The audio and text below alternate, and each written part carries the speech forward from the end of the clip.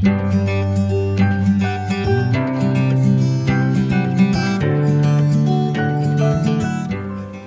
teman-teman, kembali lagi di channel YouTube aku, Revalita Santika.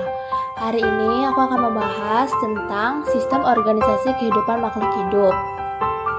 Sel adalah satuan terkecil yang menyusun tubuh makhluk hidup. Makhluk hidup yang tersusun atas satu sel disebut organisme uniseluler. Contoh makhluk hidup uniseluler yaitu bakteri, amoeba, paramecium, euglena, dan gagang hijau biru. Makhluk hidup yang tersusun oleh sejumlah sel yang kompleks menggabung bersama disebut organisme multiseluler, di mana segala fungsi kegiatannya dilakukan oleh sel-sel khusus. Contohnya manusia, hewan, dan tumbuhan. Organisme tersusun atas salah satu dari dua jenis sel yang secara struktural berbeda. Kedua jenis sel tersebut adalah sel prokariotik dan sel eukariotik. Pada sistem 5 kingdom, hanya Monera, bakteri, dan gagang biru yang memiliki sel prokariotik. Protista, jamur, tumbuhan, dan hewan semuanya terdiri atas sel eukariotik. Sel prokariotik berasal dari bahasa Yunani yaitu prokaryote. Pro berarti sebelum dan karyote berarti nukleus. Sel prokariotik memiliki nukleus atau inti sel, tetapi inti sel tersebut tidak diselubungi membran inti. Sel eukariotik, bahasa Yunani eu berarti sejati atau sebenarnya, merupakan sel yang memiliki inti sel dan inti sel tersebut dibungkusi oleh membran inti. Ini contoh perbedaan sel prokariotik dan sel eukariotik. Kalian sudah tahu belum siapa yang menemukan teori sel? Sel pertama kali ditemukan oleh Robert Hooke pada tahun 1665 abad 17. Umumnya, struktur makhluk hidup itu terdiri dari membran sel, sitoplasma, dan inti sel. Membran sel adalah bagian yang membungkus sel sebelah luar, berfungsi mengatur lalu lintas pengangkutan zat-zat ke dalam sel. Begitu juga zat sisa dibuang keluar sel melalui membran sel.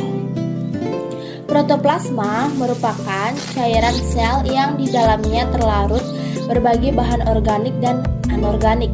Dibedakan atas nukleoplasma dan sitoplasma.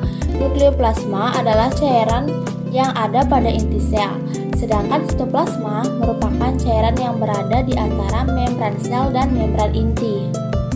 Sitoplasma terdiri dari bagian cair yang disebut sitosol dan bagian yang padat disebut organel. Organel berfungsi menjalankan fungsi sel. Organel tersebut diantaranya retikulum endoplasma, ribosom, plastida, mitokondria, vakuola, kompleks Golgi, dan lisosom. Retikulum endoplasma merupakan sistem membran yang menghubungkan membran inti dengan membran sel. Retikulum endoplasma berfungsi untuk menyusun dan menyalurkan zat-zat ke bagian-bagian sel endoplasma. Ribosom berfungsi sebagai tempat pembentukan protein. Plastida merupakan organel yang mengandung pigmen warna tertentu. Biasanya hanya terdapat pada sel tumbuhan.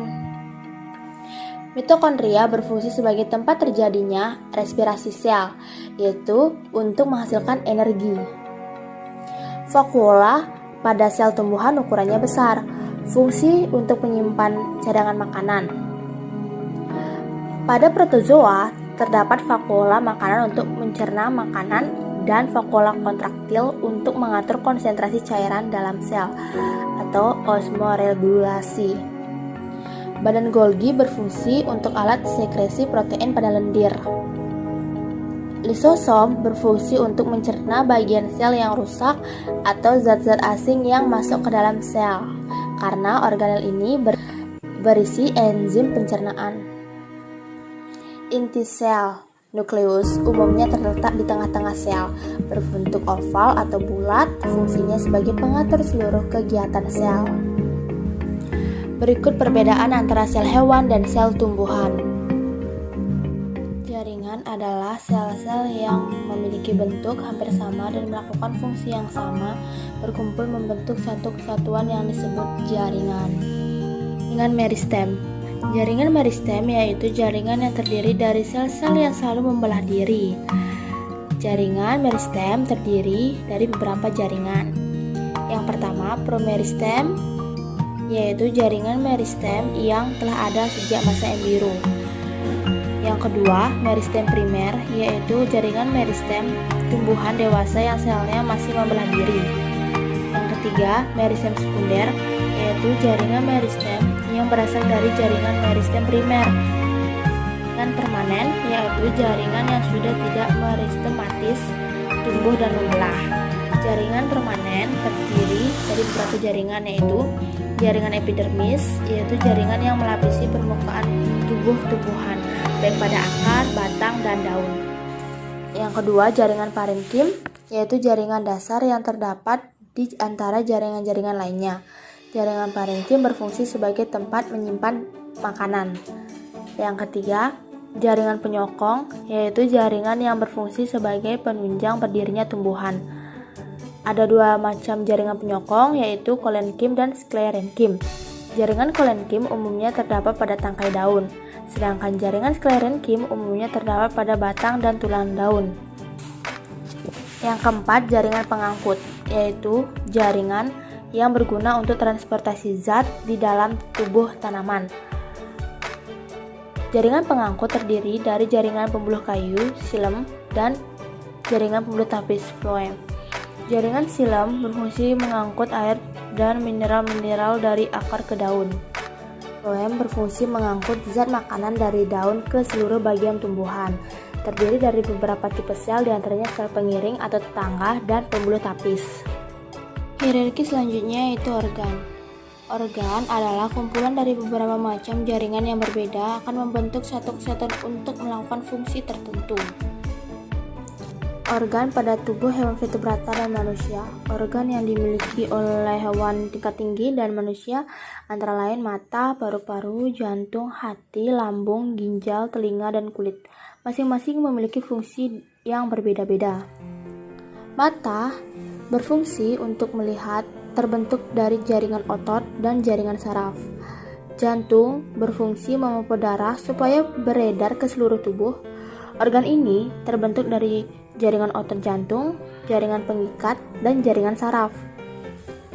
Ginjal, organ ekskresi pengeluaran zat, sisa. Paru-paru berfungsi sebagai alat pernapasan. Organ ini terbentuk dari jaringan otot dan jaringan saraf. Hati berfungsi sebagai tempat menawarkan racun yang terbentuk dalam tubuh. Organ ini terbentuk dari jaringan otot, jaringan pengikat, dan jaringan saraf. Usus halus, organ pencernaan. Lambung, organ yang berfungsi sebagai salah satu alat pencernaan. Organ ini terbentuk dari jaringan epitel, jaringan otot polos, dan jaringan pengikat. Sistem organ dan organisme. Sistem organ adalah beberapa organ yang bekerja sama untuk melakukan fungsi kerja tertentu disebut sistem organ. Sistem organ yang terdapat pada manusia antara lain sistem pernapasan dibentuk oleh organ hidung, tenggorokan, cabang tenggorokan, dan paru-paru. Sistem pencernaan dibentuk oleh organ mulut, kerongkongan, hati, lambung, pankreas, kantung empedu, usus, dan anus atau rektum. Sampai kali ini aja pembelajaran sistem organisasi kehidupan makhluk hidup. Semoga kalian sudah mengerti ya yang apa tadi saya jelaskan. Terima kasih sudah menonton dari awal sampai akhir. Jangan lupa di like, comment, and subscribe. Terima kasih semuanya.